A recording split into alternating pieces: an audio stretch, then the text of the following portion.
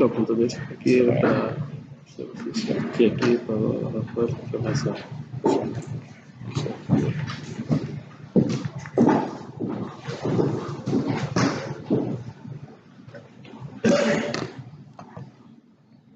Muito bom dia a todas e a todos. Um grande prazer estar de novo em Luanda. Acabei de chegar, efetivamente, e peço desculpa pelo atraso que ficou a dever-se a um problema técnico de última hora no avião. Nada de grave, mas às vezes acontece. E peço desculpa realmente por ter chegado aqui um pouco tarde. Mas penso que ainda venha tempo de poder estar convosco e de partilhar convosco um conjunto de considerações e agradecendo muito este amável convite que me foi dirigido pela Academia de Ciências e Tecnologias Ciências e Tecnologias, Ciências Sociais e Tecnologias de Angola, e também agradecer este convite na pessoa do Sr. Reitor, do professor Pedro Daniel, que muito gentilmente me dirigiu este convite. Aliás, convite que se insere numa relação de cooperação e de amizade que se vai estabelecer com vários professores na área da segurança. Julgo que não vou aqui revelar nenhum segredo de Estado ao dizer que para breve se iniciará um mestrado em Direito, Segurança e Inteligência, que será oferecido por esta instituição, por esta academia. E eu terei a minha cota-parte de responsabilidade nesse mestrado, que se iniciará dentro de meses, que já está devidamente programado, e tenho a certeza que será um grande momento de aprofundamento dos estudos de segurança. Hoje a segurança está na moda, pelas boas e pelas más razões. Pelas boas porque todos queremos estar mais seguros, pelas más razões porque há motivos para nos sentirmos mais inseguros, quer motivos internos, quer motivos externos. E, portanto, tem havido em todo o mundo, também no mundo lusófono, também em Portugal, uma preocupação com o aprofundamento e a multiplicação dos estudos de segurança. E a segurança é de facto uma área interdisciplinar e o direito tem aí uma palavra a dizer. E eu também, como jurista e como constitucionalista e que tendo nos últimos tempos me dedicado bastante a esta área da segurança na sua relação com o direito, só podia ter aceito este desafio, este gentil convite para poder coordenar este mestrado e, portanto, aqui estou com todo o gosto. Conheço muito bem Angola, já aqui vivi. Fui assessor da Assembleia Nacional durante algum tempo, numa assistência técnica. Tenho sido professor visitante da Faculdade de Direito da Universidade Agostinho Neto e professor regular noutras instituições, portanto, sinto-me em casa, acabei de chegar a casa. Mas, indiretamente ao ponto que me traz aqui, é precisamente falar sobre o tema que me propuseram, que é um tema realmente desafiante. Seguindo este PowerPoint que vai sendo projetado, tenho aqui os meus contactos para aqueles que quiserem depois aprofundar o nosso diálogo, embora possa haver no fim desta minha intervenção, evidentemente, debate e questões que queiram formular, mas de acordo com o PowerPoint que eu vou seguir, a ideia é de vos mostrar a relação entre a segurança e a Constituição, que é uma parte de uma relação mais vasta, que é a relação da segurança com o direito. Claro que a segurança não se reduz ao direito, há outras ciências que estudam a segurança, os estudos de segurança são, como disse há pouco, estudos interdisciplinares, mas o direito tem aqui uma palavra a dizer. E é precisamente sobre essa matéria que eu gostaria aqui de deixar um pouco a minha opinião. Os estudos de segurança, sendo estudos interdisciplinares, qual é o papel do direito?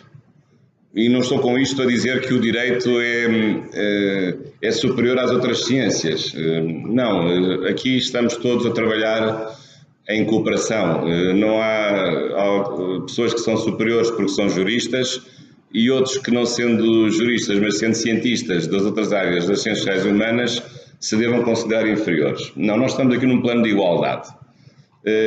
Mas o direito tem, sobretudo, pelo menos pelo modo como eu vejo o assunto, uma preocupação com, por um lado, ser o fundamento e, por outro lado, o limite da atividade de segurança. Fundamento em que aspecto? Fundamento porque o poder do Estado que se exerce para garantir a segurança, nas suas várias dimensões, depois falarei sobre isso, é um poder do Estado que tem que ser um poder legítimo. Tem que ser legítimo. E quem confere a legitimidade dessa segurança tem que ser as regras do direito que tornam esse exercício do poder um exercício justo, um exercício legal, um exercício constitucional e um exercício que tem uma validade própria. E, portanto, o exercício da atividade de segurança, de proteção do Estado e das pessoas, tem que se enquadrar dentro de um conjunto de regras que justifica e valida essa mesma atividade. Eu até se pode dizer, usando aqui uma metáfora rodoviária, o direito é, por um lado, o acelerador dessa segurança. Mas o direito também é o travão dessa segurança. Eu já estou a falar dos carros com mudanças automáticas, que não há embreagem. Ou é acelerador ou é travão. E o que é ser travão da atividade de segurança? É precisamente estabelecer os limites daquilo que não pode ser feito. Ou pelo menos estabelecer uma divisão de tarefas entre aquilo que corresponde fazer às estruturas de segurança e aquilo que cabe aos cidadãos. Ou aquilo que cabe a uma estrutura de segurança e não cabe a outra estrutura de segurança. Nos nossos países, as estruturas de segurança nacional não estão todas ao molho, não se confundem, têm papéis diferenciados, talvez em alguns casos até excessivamente diferenciados, também falarei disso. Mas a intenção é que, de facto, o direito estabelece as fronteiras da intervenção de cada uma das estruturas de segurança, mas também estabelece as fronteiras, essas são mais importantes, em relação aos próprios cidadãos. Embora a segurança também seja dos cidadãos. Há a segurança do Estado, há a segurança pública, há a segurança externa, mas há também uma segurança individual. Há a segurança dos cidadãos, que também têm direito a ela. E, portanto, aqui as regras sobre a segurança também significa que há uma limitação e há fronteiras, há barreiras que o poder do Estado que se exerce no âmbito da atividade de segurança não pode ultrapassar e tem de respeitar esse reduto que esteja precisamente no âmbito da atividade dos próprios cidadãos. Portanto, aqui tem esta perspectiva dupla de o direito ser o acelerador, o legitimador, mas também ser o travão, também ser aquele que contém, que restringe uma atividade de segurança que possa revelar-se abusiva. E sabem que esse equilíbrio às vezes não é fácil, mas é um equilíbrio necessário.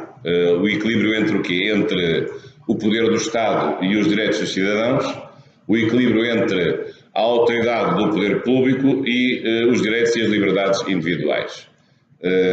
Porque se esse equilíbrio não é alcançado, nós temos dois resultados indesejáveis ou inadmissíveis. Se o poder do Estado é exagerado, nós temos um Estado despótico, totalitário, em que o cidadão é espezinhado, mas também se o Estado não tem poder, nós vivemos na anarquia e no caos. E isso também o cidadão não gosta porque não vai conseguir viver na anarquia e no caos. Portanto, temos de ter aqui um equilíbrio na segurança, e a segurança, ao contrário do que muitas pessoas pensam, a segurança não é um assunto do Estado contra os cidadãos. Esse é que é um grande erro, enfim, é um erro clássico, mas que agora está a mudar. É porque a segurança não é só uma segurança institucional, não é só a segurança de bens coletivos. A segurança hoje, aliás, a vossa Constituição, que estive a ler com muito cuidado e conheço bem, precisamente fala que a segurança não é só a segurança nacional, mas é também a segurança pessoal. Portanto, e com isto significa que também o conceito de segurança com que nós hoje lidamos é um conceito poliédrico que tem várias facetas, que nos mostra diferentes realidades. E é isso mesmo que neste slide gostaria de referir, a tal ideia de polissemia, de diversidade de conteúdos e de significados da própria palavra segurança. Porventura hoje até se fala demais, tudo é segurança. Às vezes quando tudo é segurança nada fica seguro. A mesma coisa com os direitos fundamentais. Hoje vivemos um discurso justo-fundamentalista, ou seja, há direitos fundamentais para tudo, até os animais têm direitos, daqui a pouco só faltam as plantas e as pedras. E quando todos têm direitos, ninguém tem direitos. É a mesma coisa nos assuntos processuais. Quando todos os processos judiciais são urgentes, nenhum é urgente. Porque a urgência significa que há uns que têm que estar à frente de outros que não são tão urgentes. Que decorrem dentro de um ritmo de normalidade. Portanto, é para isso que muitas vezes devemos considerar um discurso equilibrado e não radicalizado em relação ao uso das palavras e em relação à multiplicação do sentido das palavras. Agora, do ponto de vista científico, além do direito, o que é que pode estudar a segurança? Ou como a segurança é estudada? Aquilo que nós podemos dizer, os estudos de segurança, digamos assim, numa área interdisciplinar que se pode agregar. É uma matéria que é coberta por múltiplas áreas científicas. É claro que aquela que é mais óbvia é a estratégia e a chamada polemologia, que é um nome hoje um pouco mais requintado para aquilo que se chamava de antes a teoria da guerra. Ou seja, saber como é que eu faço uma guerra, como é que eu planeio um ato bélico, como é que eu começo, como é que eu executo, tenho que escolher os meus alvos, qual é o terreno que eu vou utilizar, qual é o equipamento militar que eu vou utilizar, se é por mar, se é por terra, se é por ar. Portanto, isto tem a ver com a ideia da estratégia e da polemologia. A chamada teoria da guerra, há muitos livros clássicos famosos sobre isso, de um general prussiano, Clausewitz, que fez um livro precisamente sobre a guerra, que é um clássico do século XVIII, que é um livro hoje que tem sido muito reestudado. Mas os manuais militares têm isto à exaustão, portanto a chamada teoria da guerra, como é que se elabora a guerra, o que é que se faz, a diferença entre estratégia e tática, digamos, a arte da guerra, no fundo, mais do que ciência, acaba por ser uma arte. Depois, também hoje a questão da segurança, num mundo que é cada vez mais globalizado, tem sido estudado pelas relações internacionais. Isso é indispensável.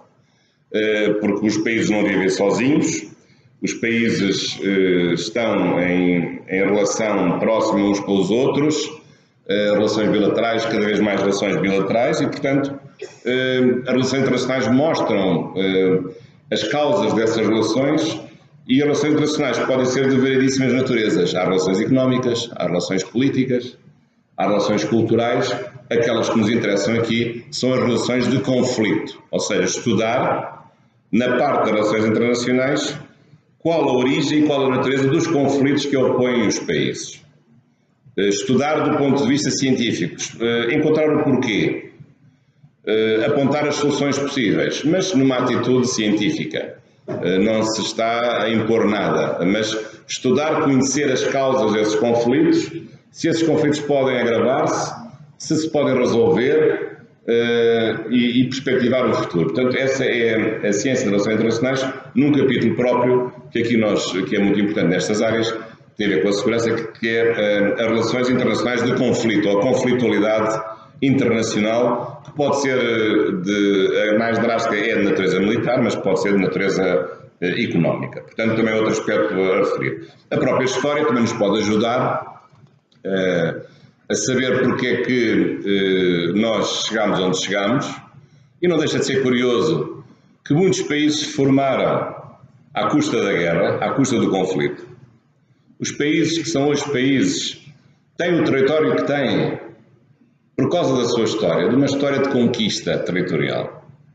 E outros países desapareceram porque foram conquistados, aconteceu-lhes o contrário. E há países que têm conflitos internos por razões históricas, que nunca foram resolvidos. Ou problemas de fronteiras, ou problemas de multinacionalidade desses mesmos países. Não vou falar agora da África, que também tem, mas a Europa sabem que há múltiplos problemas, porque a Europa, não obstante um substrato comum humanista, a Europa não é uma só nação. É uma multiplicidade de nações, muito mais nações do que Estados. Portanto, que apesar de tudo tem-se conseguido manter em paz, felizmente, mas a história mostra como a Europa é um verdadeiro mosaico de nações, com um conjunto de conflitos que teve ao longo da história, que sabemos bem, desde logo 2 guerras mundiais, que em grande medida, apesar de serem mundiais, vitimizaram precisamente a Europa, fustigaram brutalmente os países europeus, em grande medida, ou na sua essência, e portanto isso é a prova acabada de como de facto a história pode mostrar essas relações conflituais. Também a sociologia. Porquê? Porque a sociologia, que é uma disciplina recente, interessante, aliás começou no século XIX, a sociologia mostra-nos o comportamento das pessoas perante os conflitos. Por que razão as pessoas não querem os conflitos? O que é que as pessoas fazem para não ter conflitos? E, sobretudo, a sociologia, na parte da segurança, tem sido muito estudada numa matéria específica que são os sentimentos de segurança. Sobretudo, isto tem sobretudo a ver com as opiniões públicas dos países, as chamadas sociedades civis. É que se perguntarmos aos cidadãos o que é que eles querem que o Estado faça por eles, há uma resposta que é óbvia. Querem que o Estado lhes dê segurança. Porque eles acham que não vivem seguros. Às vezes estão enganados. Mas aqui há 2 coisas muito diferentes que é preciso distinguir. Uma coisa é a segurança objetiva. Há ou não há crimes? Há ou não há golpes de Estado? Há ou não há criminalidade violenta? Há ou não há ameaças que se podem medir, que se pode saber se existem ou não? Outra coisa é aquilo que as pessoas acham que existe na sua aldeia, na sua cidade, ou saber se as pessoas têm medo de ser vítimas de atos de insegurança. É aquilo que nós chamamos de segurança subjetiva, ou numa lógica mais sociológica, a chamada percepção da segurança, ou o sentimento de segurança. Que é uma coisa que não se mede da mesma forma, porque o sentimento de segurança não é igual ao número de crimes cometidos num país durante um ano. As pessoas podem num país ter um sentimento de segurança maior do que o número de crimes ou menor do que o número de crimes. Depende de quê? Depende de como as pessoas olham a atividade das forças de segurança, sobretudo aqui as forças policiais. Depende do alarido que se faz das notícias de atos de insegurança e de criminosos na comunicação social. E, portanto, há um conjunto de fatores que, não sendo objetivos, contribuem para assustar ou anestesiar as pessoas em matéria de segurança. E até sabemos que há certos países que têm órgãos de comunicação social especialmente interessados em só dar notícias alarmistas, sensacionalistas em matéria de segurança. Se eu falar em Portugal, já sabem qual é, eu até nem vou dizer qual é que é o órgão de comunicação social para não ser indelicado. E certamente que aqui em Angola também isso acontecerá. Porquê? Porque falar de crime vende jornais, dá notícias de televisão, dá share nas audiências televisivas e radiofónicas. Mas às vezes isso não é justo. Isso é uma distorção da realidade, porque é instilar nas pessoas um sentimento de insegurança, de uma insegurança que não existe, alarmando as pessoas, assustando as pessoas. Mas cada um está no seu papel. Os jornais querem vender jornais. Os jornais querem, aldrabando ou não aldrabando as notícias, querem criar uma sensação e querem provocar a curiosidade do cidadão de comprar o jornal precisamente para saber o que é que se está a passar. Mas hoje o sentimento de segurança não é uma realidade meramente vaga e difusa. Pode-se medir inquéritos de vitimação, isso está estudado. Em Portugal nós temos feito várias vezes inquéritos sociológicos de vitimação para perceber se as pessoas se sentem inseguras, porquê, onde é que se sentem mais inseguras, para que isso seja um instrumento essencial à política de segurança do país. Para quê? Para que o país possa agir, patrulhando zonas onde as pessoas se sentem mais inseguras, mudando mudando os esquemas de organização policial para precisamente diminuir junto a essas pessoas o sentimento de insegurança, mesmo que essa insegurança não exista objetivamente. Claro que há aqui também uma outra questão muito importante, numa sociedade democrática não pode ser esquecida, é a questão eleitoral, porque há partidos políticos, os partidos políticos não são associações de caridade, são associações que querem ganhar eleições. E para ganhar eleições têm que convencer as pessoas a votar neles. E portanto, se as pessoas acham que os partidos não dão segurança ou não estão a agir para garantir a segurança do país, os partidos perdem votos. E, portanto, se os partidos políticos entendem que as pessoas querem mais segurança, o que vão fazer é precisamente preocupar-se com programas eleitorais, programas de governo que possam diminuir esses sentimentos de insegurança que as pessoas sentem. Mas para que isso seja feito com cientificidade e que não seja feito de qualquer maneira, há regras dos métodos sociológicos para medir estes sentimentos de insegurança, que, eu repito, não tem que ver exatamente com os relatórios anuais que se fazem sobre os atos de insegurança praticados, sobretudo a criminalidade. Depois há a criminalidade participada, que é diferente da criminalidade, porque uma coisa é participar num crime, outra coisa é a condenação do crime, outra coisa é a pronúncia sobre o crime. Portanto, há vários níveis e normalmente há relatórios anuais em que tudo isso está devidamente registado e isso é um conjunto de dados estatísticos com elementos que se referem à segurança objetiva, não propriamente aos sentimentos de segurança ou de insegurança ou aos sentimentos de natureza subjetiva. Depois, outro ponto também importante é a ciência política.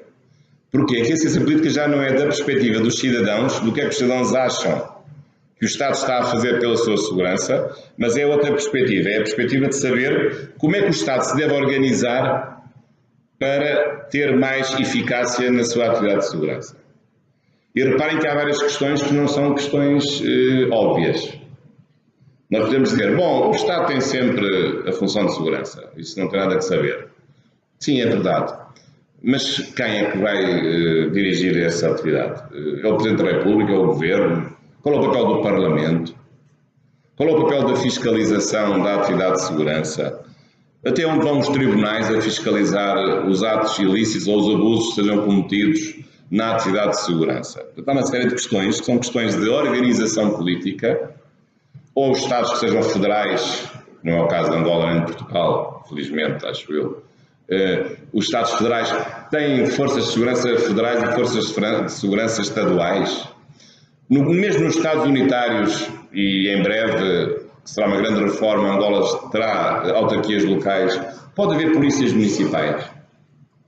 Portanto, há várias questões que estão em cima da mesa. Portanto, a ciência política pode dar-nos aqui uma indicação da melhor maneira de organizar, de configurar o exercício e a estrutura dessas mesmas forças de segurança do ponto de vista da decisão política e do ponto de vista da legitimidade democrática que essas forças de segurança vão levar a cabo. Portanto, como vê, a segurança não se limita apenas aos estudos jurídicos, mas evidentemente que, também agora como jurista e constitucionalista, julgo que o direito tem aqui uma palavra importante a dizer, mas evidentemente não é uma palavra exclusiva ou exclusivista. Agora, eu gostaria de referir várias dimensões deste tema, entrando já propriamente no tema, feita esta prévia explicação. E a primeira ideia que eu gostaria aqui de deixar é a de que a segurança tem a ver com o Estado. O Estado como organização política. Claro que o Estado não é a única entidade que exerce poder político. O poder político está espalhado por várias entidades que também exercem uma parcela desse poder político. O homem das cavernas já exercia poder político. As sociedades primitivas já tinham poder político, embora um poder político rudimentar, mas já havia um chefe, já havia alguém que defendia a comunidade dos ataques exteriores. Bem, ou eram os ataques das aldeias vizinhas, ou eram os ataques das feras. Mas já havia uma ideia de segurança da comunidade. Isso é inerente à ideia de poder político, porque o poder político que organiza, estabelece regras que possam preservar a unidade daquela comunidade. Essas regras têm em si sempre uma noção básica de segurança. E, portanto, o poder político está sempre ligado também à própria segurança, até porque o poder político tem uma característica muito importante, que é a capacidade de impor regras e de fazer obedecer essas regras com o uso de estruturas de coerção, isto é, o uso da força se necessário. Essa é que é a grande distinção do direito e do poder político em relação a outras normas. As normas religiosas não usam força. Usavam quando se confundiam com o Estado. Hoje, num Estado laico, não é assim. O que é do Estado é do Estado, o que é da religião é da religião. Mas se alguém não é crente, não vai para a cadeia por não ser crente. Não se usa a estrutura do Estado para reprimir alguém que não tenha certa confissão religiosa. Como sabem, nem sempre foi assim. Mas, felizmente, agora é assim. Portanto, há uma separação entre a ordem jurídica e a ordem religiosa, em alguns casos a ordem moral, embora possa haver também situações de conflito entre essas várias dimensões normativas. Matéria que eu também gosto muito, mas não é hoje o tema desta minha intervenção. E, portanto, o poder político está associado à ideia de segurança, porque o poder político é o poder ideal para garantir a segurança, porque é ele próprio, que não é um poder persuasivo, mas é um poder de coerção. E, portanto, o poder político deve exercer a segurança. Claro que hoje, numa sociedade complexa, em que não é só o Estado que aparece, a segurança que tem sido sempre um fim tradicional do Estado, não é hoje unicamente levada a cabo pelo Estado. Pode haver outras estruturas com poder político, quer organizações internacionais, quer estruturas com poder político ao nível dos Estados infraestaduais que também possam colaborar no desenvolvimento de uma atividade de segurança. Mas, na verdade, o Estado continua ainda a ser a grande entidade ou a principal entidade que leva a cabo uma atividade de segurança, de proteção. E eu permito-me aqui recordar um célebre autor inglês que hoje tem sido muito reestudado, porque, de facto, por razões particulares, ele foi o primeiro autor a dar uma explicação filosófica para a razão de o Estado ser aquele que deve dar a segurança aos seus cidadãos. Esse senhor chamava-se Thomas Hobbes, que escreveu vários livros. O livro em que isto é apresentado de uma forma mais completa é um livro que se chama O Leviatã. O Leviatã é um monstro bíblico do Antigo Testamento que ele utilizou para representar o Estado. E ele pretende, com base numa corrente filosófica que na altura se inaugurou, portanto a partir do século XVII, o chamado contratualismo, explicar a origem do poder. Porque é que as pessoas se uniam num Estado?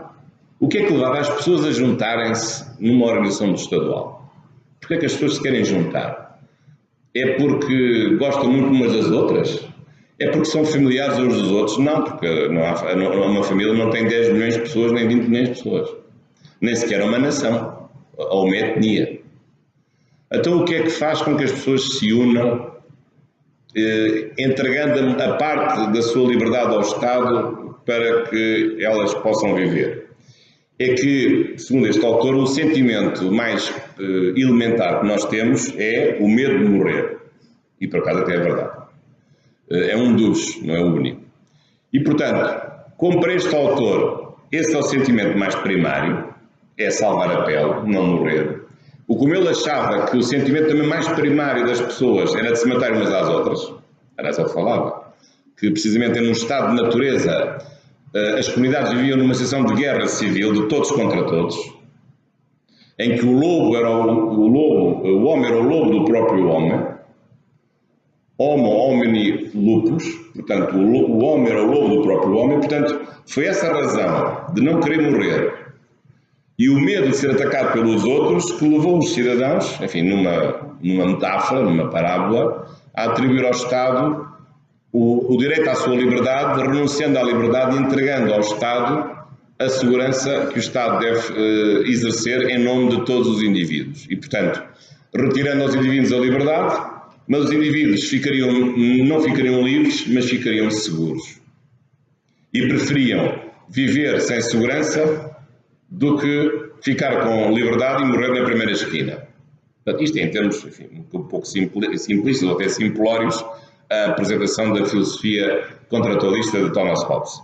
Ele até depois falava num pacto subjectionis, ou seja, havia um contrato Enfim, isto tudo são metáforas que foram muito usadas no século XVIII e século XIX, chamado contratualismo, para justificar, digamos, no fundo, uma certa origem proto-democrática do poder político e, sobretudo neste caso, o poder político criado com o objetivo de garantir a segurança dos cidadãos. Hoje, claro que a segurança se mantém na ordem do dia. A segurança hoje não é apenas esta, não é só de não me matar, não é só a segurança do ponto de vista de viver. A segurança hoje é um conceito muito mais amplo porque há um conjunto de novas realidades que têm vindo a contribuir para o fortalecimento e a diversificação do conceito de segurança a cargo do Estado, como finalidade do Estado. E, portanto, a segurança não é só a segurança individual, é a segurança do funcionamento das instituições, o combate aos crimes, à corrupção, aos tráficos, no fundo, a luta contra todas as vulnerabilidades que um Estado possa ter e, portanto, sendo vulnerável, não possa garantir à comunidade política em que se insere níveis que são esperados de também bem-estar. É isso que se pretende. Portanto, hoje continuamos a ter no âmbito do Estado o fim da segurança, continua a existir, embora muito mais diversificado, com novas realidades que têm vindo a surgir. Novos conceitos, novas amplitudes do conceito de segurança. Eu voltarei um pouco a esse assunto mais à frente. Mas a segurança também tem interesse, curiosamente, para uma outra realidade que está em paralelo com a realidade do Estado, que é a segurança no âmbito da comunidade internacional. Nós hoje, como vos disse há pouco, não vivemos isolados, vivemos numa sociedade global, vivemos na chamada globalização, que é verdadeiramente irreversível, embora tivesse já havido em outras épocas históricas momentos de globalização, eu diria a Van Lettre, o Império Romano, por exemplo, conquistou toda a Europa, a Ásia Menor e o Norte de África, os descobrimentos portugueses, espanhóis, britânicos, neerlandeses, certamente também foram momentos de expansão e globalização, mas hoje a globalização tem outras características, que são muito mais densas. E, portanto, o problema que se coloca é a segurança como se coloca, como se produz no âmbito da comunidade internacional de hoje.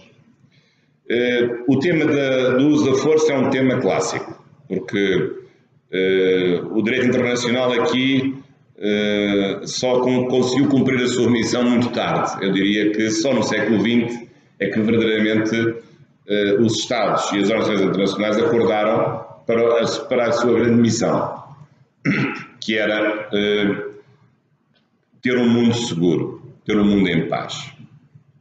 Ainda por cima com o século XX, com 2 guerras mundiais. E vamos esperar que não venha a terceira, naturalmente. Porque ninguém escapará dessa. E, portanto, um tema sempre na ordem do dia do direito internacional é o problema do uso da força e de garantir que os Estados só possam usar a força dentro de certos limites, dos tais limites que se consideravam ou que se consideram justos. Até o século XIX essa era uma discussão muito moral e religiosa, muitos célebres autores estabeleciam limites ao uso da força, São Tomás de Aquino falava disso, muito antes dele, de Santo Agostinho também já falava disso, mas houve um autor do século XVIII, princípios do século XIX, muito importante, Immanuel Kant, um grande filósofo alemão, que de facto publicou um livro chamado Sobre a Paz Perpétua. Portanto, preocupado também numa altura em que havia múltiplos conflitos europeus entre vários países. A Europa esteve sempre em guerra constantemente entre vários países. Isto ainda antes de Napoleão, portanto, imediatamente antes de Napoleão. Mas houve sempre muitos conflitos. E, de facto, a preocupação de Immanuel Kant era uma preocupação de propor um conjunto de pilares e de ideias para que o mundo vivesse em paz. No fundo, é uma utopia, parecida com aquela utopia do São Tomás de Moros, precisamente em que ele concebia a existência de uma ilha em que não havia dinheiro. Um livrinho que ele escreveu, São Tomás de Moros, A Utopia. Utopia, o sítio de lugar nenhum. Portanto, um sítio que não existe. É por isso que se diz que é uma utopia. Mas para Kant também haveria uma certa utopia que era um desejo que ele manifestou. Ele escreveu um livro chamado A Paz Perpétua, em que achava que haveria várias condições a cumprir para que o mundo não tivesse mais guerras. Hoje, embora depois de ele ter escrito, passaram 2 séculos, houve muitas guerras, 2 guerras mundiais ainda por cima, mas na verdade este assunto agora voltou em força. E a verdade é que o século XX trouxe diversas fases de redução drástica da legitimidade do uso da força.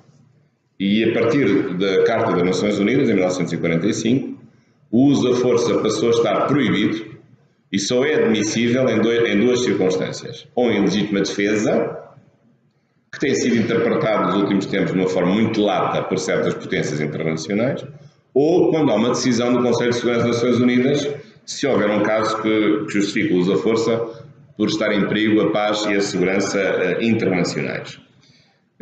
Claro que no século XX trouxe outras novidades nesta matéria, porque a par da redução e da eliminação do uso da força livre ou do uso da força arbitrária ou discricionária, houve vários momentos, não vou entrar em pormenores.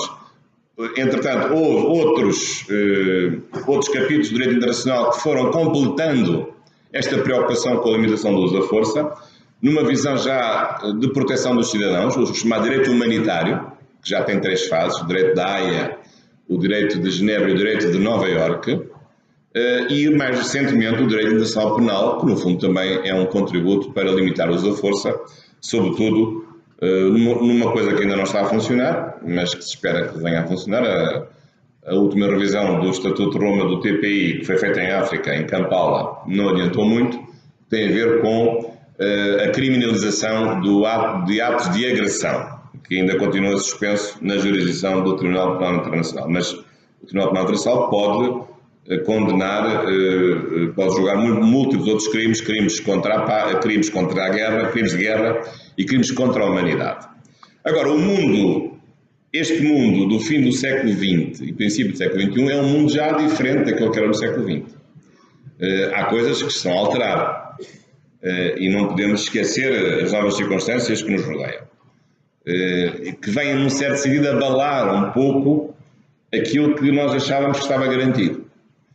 O que é que tem vindo a acontecer? Bem, há um tema de base, que é deixar de haver um conflito, uma guerra fria entre Ocidente e a União Soviética, que, não obstante os seus problemas, a verdade é que mantinha a paz através de uma ideia de coexistência pacífica, e nós sabíamos onde é que as coisas estavam, tínhamos um mapa seguro da vida internacional, já se sabia a quem é que pertencia o quê.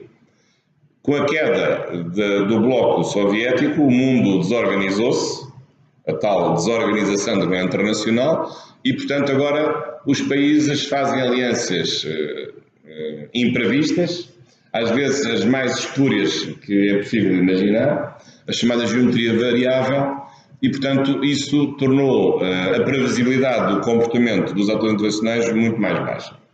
Além disso, há fenómenos novos. Claro, o óbvio de todos é o terrorismo jihadista, desde o 11 de setembro, como sabemos, e já tinha havido antes, mas, portanto, isso é um assunto que está na ordem do dia. Agora, talvez um pouco atenuado, o Daesh, pelos vistos, está a definhar, vamos ver se isso é bem assim, mas tem havido vários atentados. Acho que, como sabem, a África tem sido particularmente investigada pelos atentados terroristas islâmicos radicais, sobretudo no país mais populoso da África, que é a Nigéria. Às vezes isso não se fala muito na comunicação social internacional. E depois há outras coisas novas. Há um problema associado à queda do Bloco de Leste, a chamada proliferação das armas de destruição maciça. O NQBR, já sabem, que é o Nuclear, Chemical, Biological e Radiological Weapons, que é um assunto sério porque essas armas, que são perigosas porque são de destruição maciça, não são armas de destruição individual, se caem nas mãos erradas, pode dar origem à destruição completa da humanidade. E é por isso que o combate à proliferação é uma coisa muito séria. O terrorismo já referi, coisas novas, uma modalidade nova, criminalidade transnacional e violenta, Com a globalização também se globalizaram as associações criminosas, que já não atuam na base dos Estados, mas atuam em vários Estados ao mesmo tempo. E têm meios altamente sofisticados, armas potentes, têm muito dinheiro e têm redes muitíssimo bem montadas em muitos países. E, portanto, são de muito mais difícil combate, porque já não são organizações domésticas, caseiras, artesanais, mas são verdadeiras indústrias do crime. E isso torna o combate muito mais difícil. E depois os vários tráficos, que infelizmente se têm multiplicado. Bem, o clássico tráfico de droga, isso já está mais ou menos estudado, já sabe o que é. Tem havido alguns progressos, sobretudo na origem da produção da droga. O caso do Afeganistão, o caso da Colômbia, tem-se conseguido alguns progressos. Ou, digamos, na origem ou no destino, através da liberalização de certos consumos, que é uma ideia que eu acho bastante perigosa. E a ideia que está em regressão, no caso da Holanda, por exemplo, mas depois também tráfico de pessoas, tráfico de órgãos, que são coisas mais recentes, porque a ciência médica tem permitido que isso possa ser possível. Pessoas raptadas para tirar um rim, ou para tirar um coração, ou para tirar um pulmão, coisas assim. E a pirataria marítima, por incrível que pareça, agora voltámos a ter a pirataria marítima. Eu achava que era só daqueles livros de banda desenhada que nós líamos, o famoso corsário britânico Francis Drake, diferença entre corsário e pirata, mas pelos vistos agora voltamos a ter piratas. E em vários lugares do mundo, no Golfo de Aden, por exemplo, no Golfo da Guiné, também tem havido vários atos de pirataria, e portanto, colocando de novo na ordem do dia a questão da segurança marítima, que é um tema que volta agora e tem a maior importância.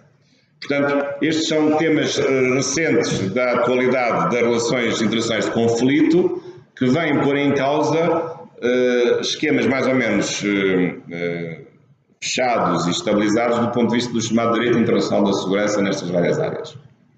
Avançando um pouco mais, agora falar sobre a Constituição da Segurança. O que é que isso quer dizer?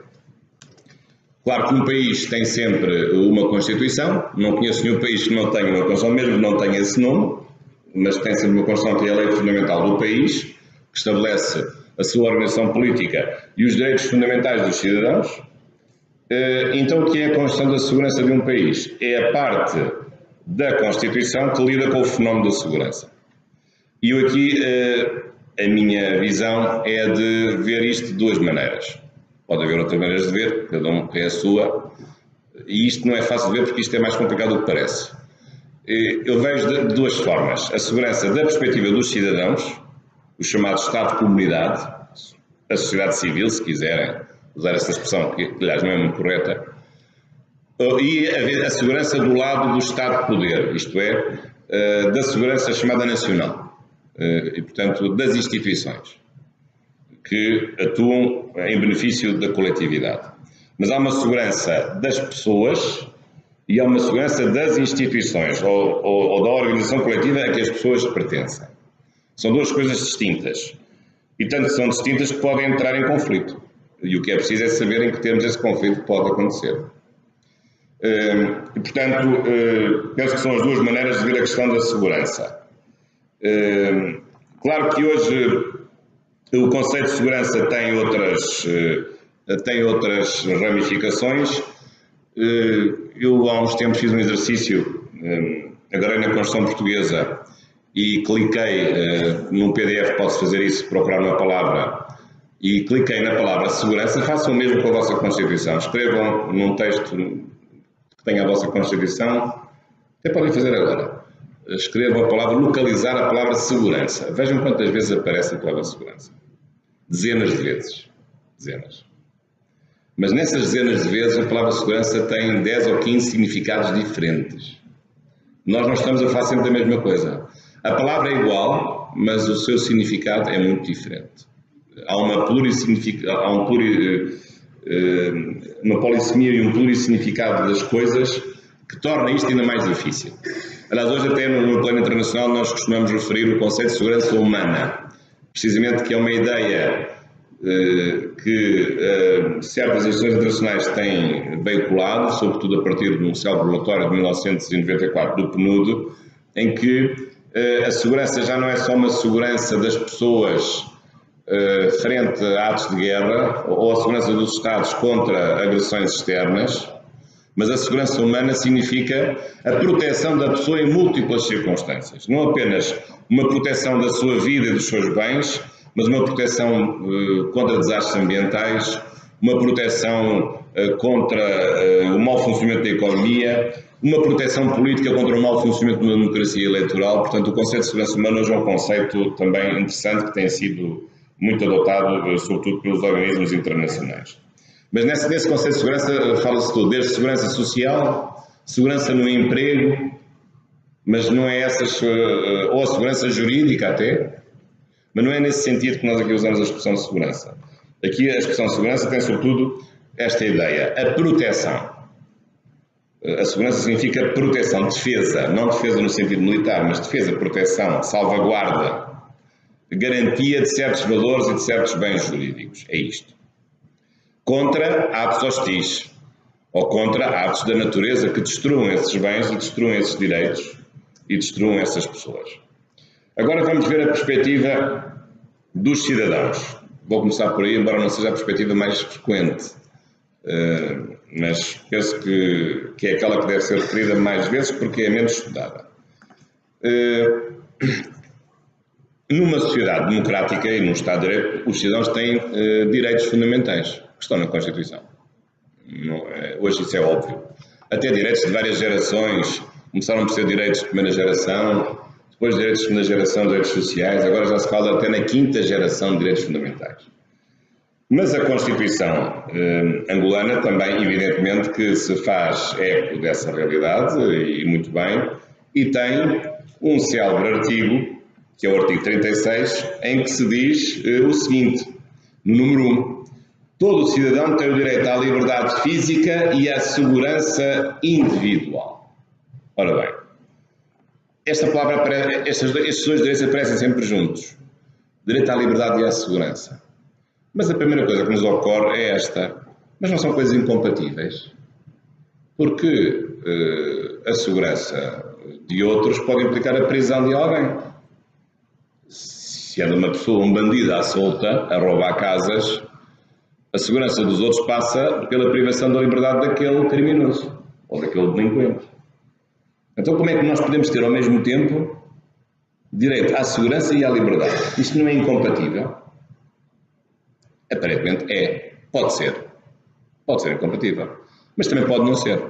E aqui o grande desafio que me tenho colocado a mim próprio nos últimos tempos, tenho estudado isto, é saber se esta forma que aparece em muitas constituições, também na portuguesa e em muitas outras, na Declaração Universal dos Direitos Humanos também aparece, todos têm direito à liberdade e à segurança, se isto é uma fórmula que não tem significado especial ou se nós podemos aqui dissociar uma coisa é o direito à liberdade, outra coisa é o direito à segurança. Até certo ponto sim, é a conclusão que eu cheguei. O direito à liberdade é óbvio, é o direito a não ser preso arbitrariamente e, portanto, quando nós detemos alguém, nós, quer dizer, as autoridades policiais, quando detêm alguém, a detenção é provisória e depois pode tornar-se, através de uma medida de coação penal, pode ser uma prisão preventiva, pode ser uma prisão domiciliária, pode haver a aplicação de medidas de coação dentro daquilo que está prescrito na legalidade. Neste caso, as medidas de coação que interferem com direitos fundamentais são propostas e devem ser decididas por um juiz de instrução, não devem ser apenas uma decisão do Ministério Público. Aliás, como sabem, em Angola há uma decisão do Tribunal Constitucional a dizer isso mesmo, e estamos à espera da reforma importante do Código Processual para que isso fique resolvido. Mas, de toda a maneira, a Constituição diz que não se pode prender arbitrariamente as pessoas. Portanto, as pessoas só podem ser privadas da sua liberdade dentro de certas condições.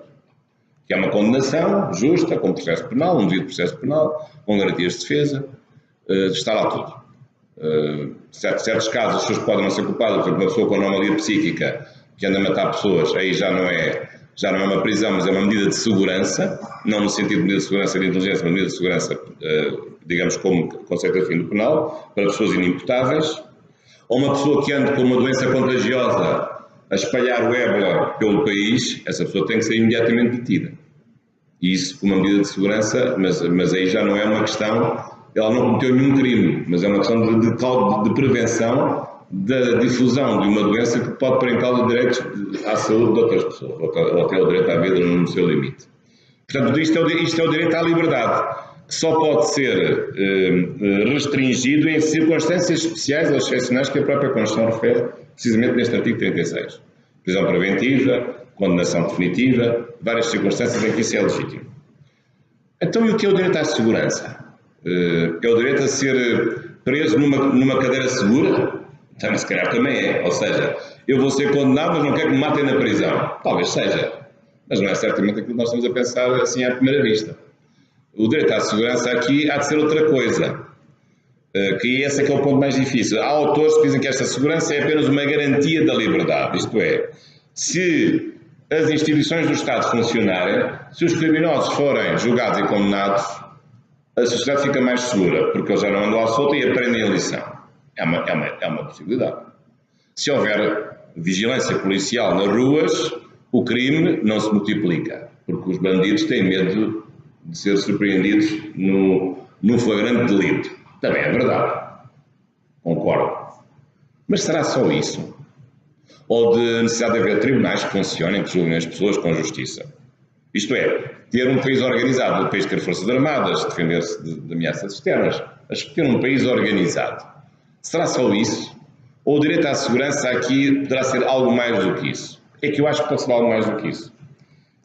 Pode ser o direito à segurança no sentido de os cidadãos poderem reivindicar do Estado que o seu bairro, a sua rua, a sua cidade seja especialmente objeto de políticas de segurança que aumentem o nível de segurança ou que diminuam o nível de criminalidade e de insegurança que aquela região vive. E então aqui a segurança aparece não apenas como um direito de garantia, mas aparece sobretudo como um direito a exigir do Estado um comportamento que traga mais segurança aos cidadãos. Isto é, que obrigue o Estado a tomar medidas, criar novas polícias, aumentar os efetivos policiais, comprar equipamentos mais sofisticados, usar outros equipamentos em articulação, GPS, fazer articular as forças, as várias estruturas de segurança entre si para agirem em cooperação e o resultado ser mais visível e mais efetivo. Portanto, os cidadãos, reparem, não têm só o direito à liberdade, mas têm o direito à segurança. E os cidadãos hoje olham para as estruturas de segurança, sobretudo para as polícias, que são aquelas que lidam diretamente com os cidadãos. Não tanto as forças militares, porque essas estão, sobretudo, viradas para o inimigo externo. E o serviço de inteligência tem uma intervenção um pouco diferente desta, porque por definição tem uma atividade mais discreta, mas os cidadãos olham para as forças policiais, não que as forças policiais os vão atacar, mas as forças policiais são os protetores, são os anjos da guarda dos cidadãos. É isso que os cidadãos têm que perceber. E é isso que eles vão perceber. As coisas estão a mudar. Se eu tiver um polícia na minha rua, eu não fico assustado, eu fico mais seguro. Porque o polícia está lá para prevenir crimes. Muitas vezes nós temos à porta das escolas e dos supermercados polícias. Eles estão lá para quê? Para prender as pessoas que vão fazer compras? Não, estão lá para evitar desacatos e pessoas que roubem o supermercado. Ou pessoas que raptem crianças às vezes à porta das escolas. Isso já tem acontecido. A polícia que está lá à porta das escolas é para proteger as crianças dos raptos. Portanto, quando alguém vê um polícia à porta de uma escola, deve ficar contente. O pai ou a mãe devem ficar contentes. Porque essa polícia que está lá garante a segurança dos seus filhos. Portanto, vejo as coisas ao contrário. Mas é verdade que as pessoas muitas vezes não veem assim. Mas as minhas mentes lá estão a mudar e, portanto, o direito à segurança é o direito que eu tenho que o Estado me proteja a mim, nos meus bens pessoais, nos meus bens patrimoniais e nos meus semelhantes, e na minha comunidade, e na minha família e na minha comunidade alargada. Portanto, é um direito à proteção individual, portanto, e coletiva, um direito à proteção pessoal e patrimonial. E o direito que eu tenho de exigir que o Estado tome opções de política de segurança que aumente a minha segurança individual. Eu, como cidadão, ao votar, também voto nisso. E voto no partido que me dê mais segurança e não voto no partido que não quer saber da minha segurança individual. Eu sei que isto pode parecer para algum discurso um pouco fascista, mas reparem que é um problema sério. Não tanto em Portugal e não tanto em Angola, penso que a questão não se coloca com esses termos, mas há países que são altamente fustigados por questões de uma insegurança generalizada. O Brasil é o caso evidente. Enquanto que em Portugal há 200 homicídios por ano, no Brasil há 60 mil homicídios por ano. Claro que o Brasil tem, Portugal tem 10 milhões, o Brasil tem 200 milhões, mas mesmo assim façam a proporção, façam a porcentagem. 200 para 60 mil homicídios. Um país com 200 milhões que tem 60 mil homicídios para um país seguro? Está tudo dito. Não sei qual é a porcentagem de Angola, mas isto é assustador. E não é só o Brasil, infelizmente. Aliás, o Brasil tem algumas cidades, há um ranking das cidades mais inseguras do mundo. Infelizmente o Brasil tem, nas primeiras 10 tem logo 5 cidades. Nas primeiras 10 cidades mais perigosas do mundo. Per capita, neste caso não é em termos absolutos, é per capita. Portanto, até as cidades mais pequenas são as mais perigosas porque têm menos população. O caso do Nordeste brasileiro está a ferro e fogo, como sabem. E as cidades do México, aquela cidade na fronteira com os Estados Unidos, etc. Bom, mas, portanto, estas questões são questões importantes e, portanto, julgo que se pode hoje trabalhar, até do ponto de vista científico, talvez neste mestrado possam surgir teses também sobre essa matéria, sobre um direito à segurança individual como direito fundamental diferente do direito à liberdade. Claro que às vezes eu posso invocar razões de segurança para restringir os direitos individuais. Sim, claro. É que a segurança não é só, digamos, o direito à segurança não é só um direito complementar ao direito à liberdade. Porque eu tenho o direito a viver em liberdade e em segurança, sim. Mas às vezes as razões de segurança podem restringir o meu direito à liberdade. Podem. Por exemplo, se há um golpe de Estado e eu suspendo os direitos fundamentais. Eu posso ficar sem o meu direito à liberdade. Posso ser submetido a uma medida de recolher obrigatória. Posso ser preso sem culpa formada durante uns tempos. Podem fechar os órgãos de comunicação social porque há um golpe de Estado. Porque há um estado de exceção que foi declarado, por exemplo. Ou pode haver razões da segurança dos outros cidadãos que me impeçam que eu faça uma manifestação. Para não haver uma contra-manifestação. Ou se a manifestação se está a transformar numa manifestação violenta. Ou com armas. Ou se a manifestação está a atingir órgãos de soberania, estão a tirar pedras para um órgão de soberania. Portanto, nesses casos, há um direito à liberdade, sim, que tem a configuração da liberdade de manifestação, mas esse direito tem limites.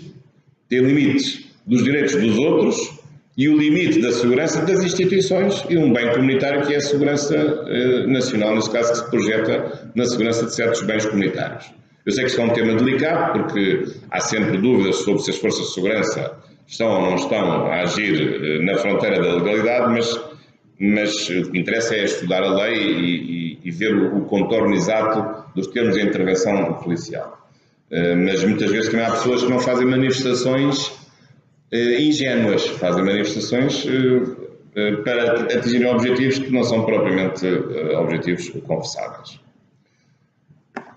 Tem uma lei da liberdade de manifestação, que eu conheço bem, que é uma boa lei.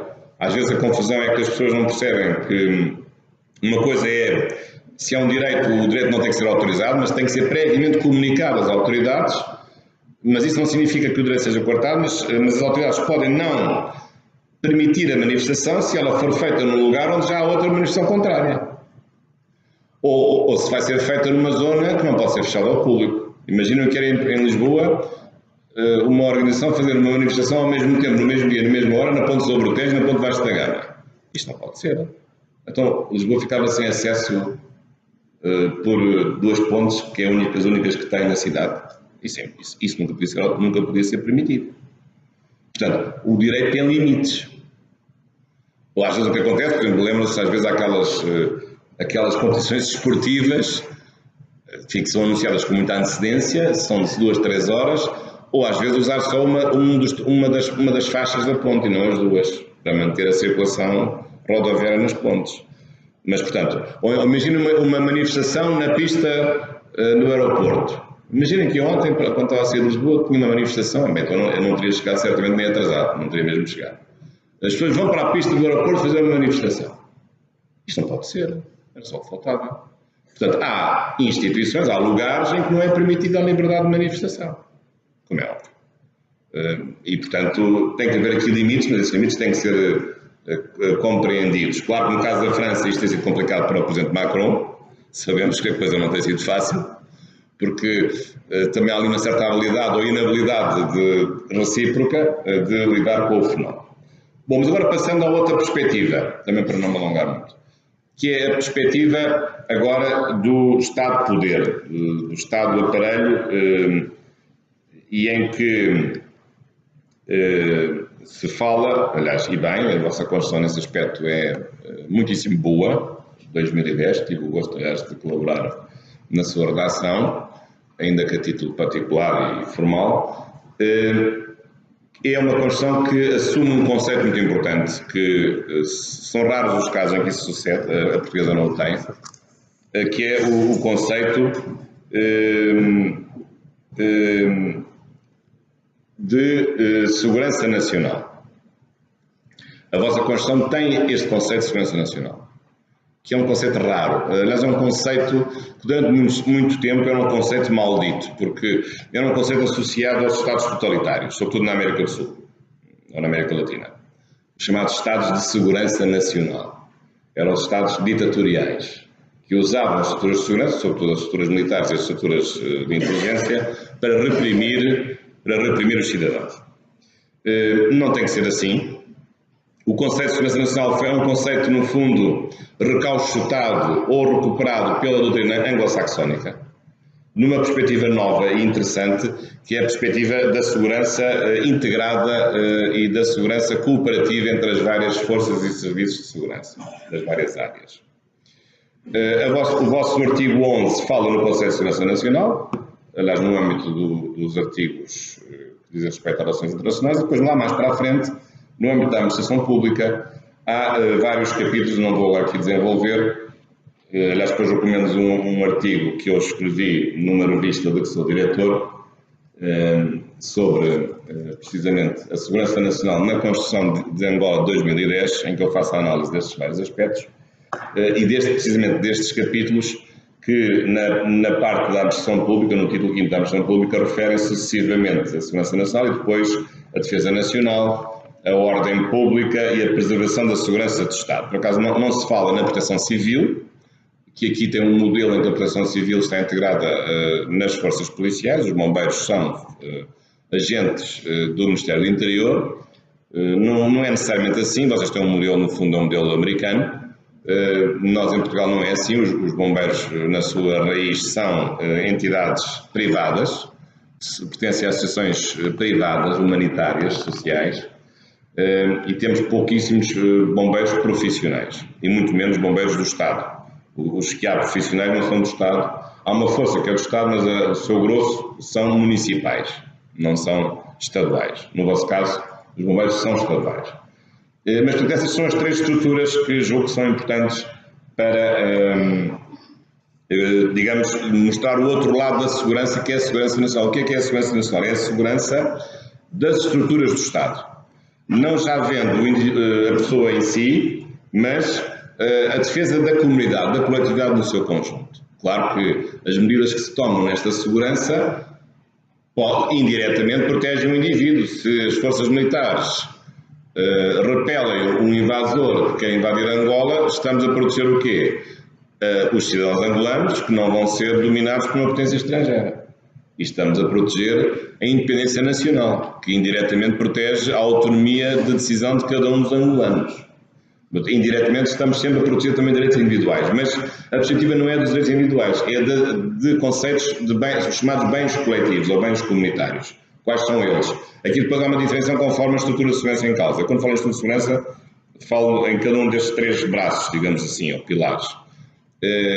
As Forças Armadas, que visam, através da doutrina militar e dos equipamentos militares, defender-se do inimigo, não agredir o inimigo, porque isso já não existe guerra de agressão, mas é guerra sempre em legítima defesa, ou quando autorizada, do inimigo externo.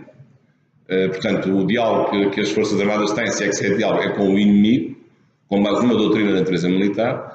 As forças de ordem pública, no conceito de segurança interna, que por acaso não é referido neste termo na vossa Constituição, é uma coisa diferente. Atuam dentro do território nacional e já não falam ou não lidam com o inimigo, mas lidam com o cidadão delinquente, que é uma coisa diferente, com o criminoso.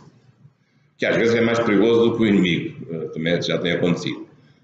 Mas as forças policiais têm aqui basicamente duas funções.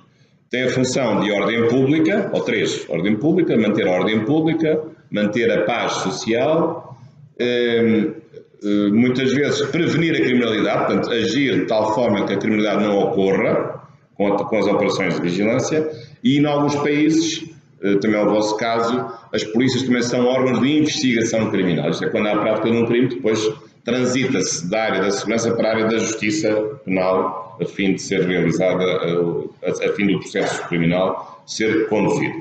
E depois, finalmente, o conceito de segurança do Estado, também que é um conceito às vezes mal compreendido, tal como o conceito de segurança nacional, e os serviços de inteligência ou de informações, que usam a expressão anglo-saxónica de intelligence.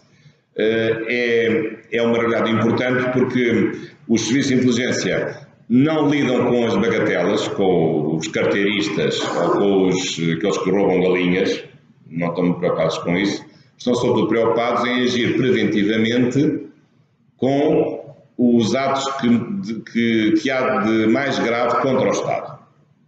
E, portanto, os atentados contra o Estado, contra a sua independência, contra a sua segurança interna e externa, os seus principais valores, e, portanto, garantindo a segurança do Estado dessa perspectiva, numa perspectiva não tanto repressiva, mas preventiva, através da pesquisa de informações, da análise de notícias, para que depois possam apresentar ao poder político cenários antecipatórios de uma realidade que a acontecer pode ser terrível para a existência do Estado e para a proteção dos valores do Estado. Portanto, são os serviços de inteligência, no vosso caso, os agentes de inteligência, os oficiais podem tomar medidas de segurança, nem sempre assim sucede, enfim, isso daria certamente tema para outra conferência, saber a medida dos poderes dos agentes de inteligência em relação ao cidadão. Em muitos países, aliás em quase todos, os serviços de inteligência podem fazer escutas telefónicas, infelizmente em Portugal não podem, por um complexo que vem de uma coisa que também sabem, porque aqui também fez as suas maldades a PIDE-DGS, mas em todos os países da Europa os serviços de inteligência podem fazer escutas telefónicas para ajudar a sua atividade de proteção do Estado, de proteção preventiva do Estado. Para terminar, mesmo porque já tenho aqui uma indicação, está na hora, e até acho que já ultrapassei largamente a vossa bondade, só 4 temas que deixam a vossa reflexão. São os desafios à política de segurança.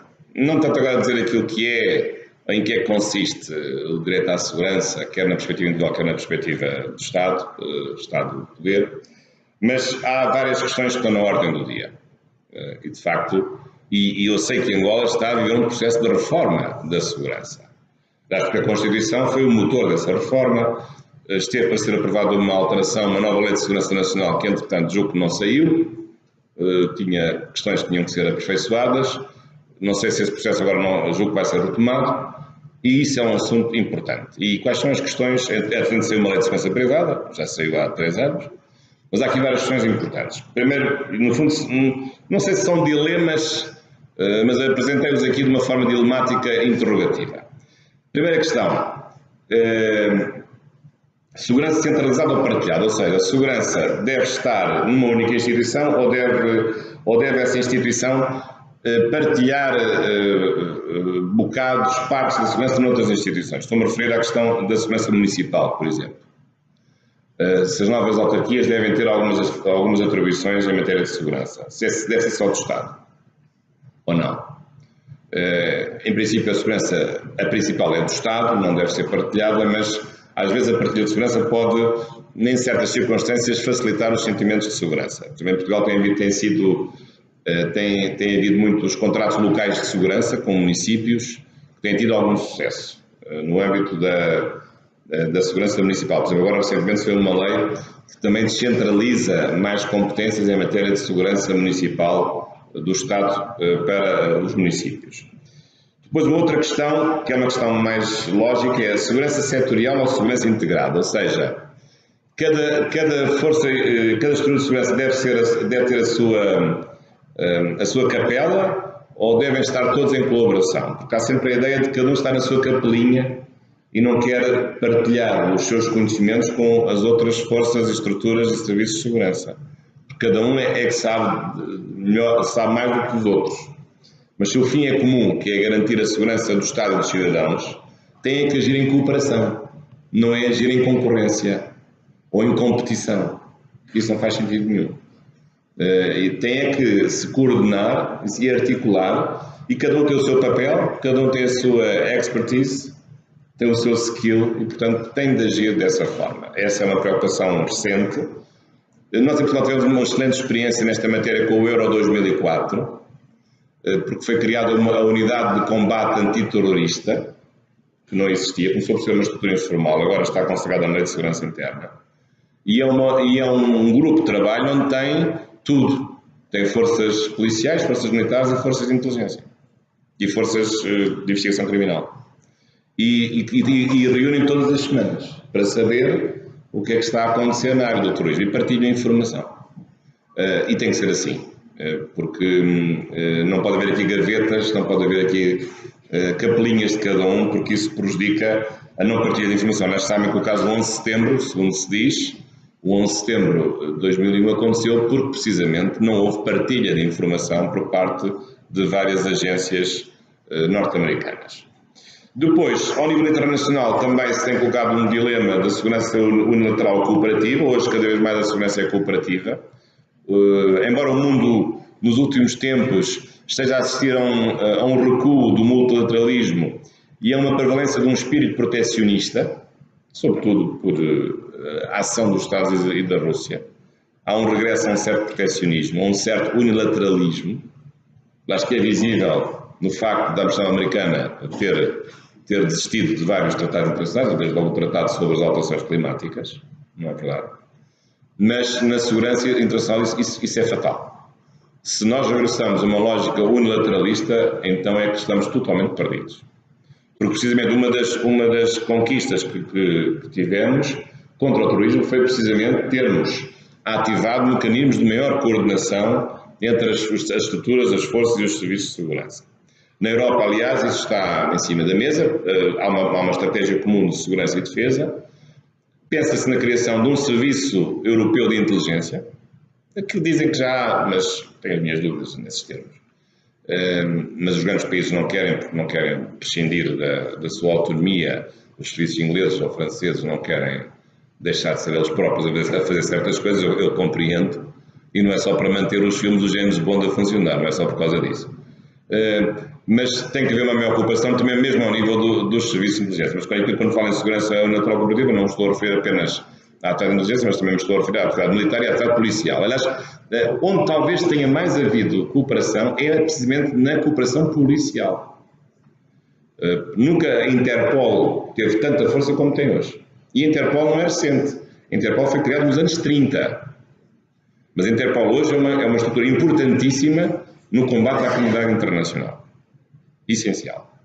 E depois, o último dilema, que é complicado, tem as suas dificuldades, é a segurança pública ou privada. O que é que nós vemos? A multiplicação, às vezes infrene, de estruturas e serviços e empresas de segurança privada, para tudo e mais alguma coisa, dentro da legalidade, com certeza. É evidente que o Estado não pode proibir a segurança privada, porque se o fizesse, isso teria consequências catastróficas sobre a segurança dos cidadãos.